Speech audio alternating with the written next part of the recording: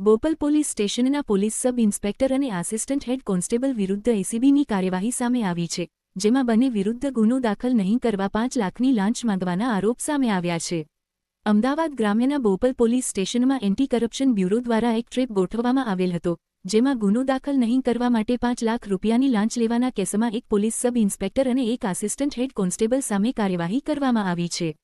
Anti corruption બ્યુરોના જણાવ્યા મુજબ ફરિયાદીની અરજીની તપાસ દરમિયાન શરૂઆતમાં 10 લાખ રૂપિયાની લાંચની માંગણી કરવામાં આવી હતી. બાદમાં રકઝકના અંતે 5 લાખ રૂપિયા નક્કી કરવામાં આવ્યા હતા.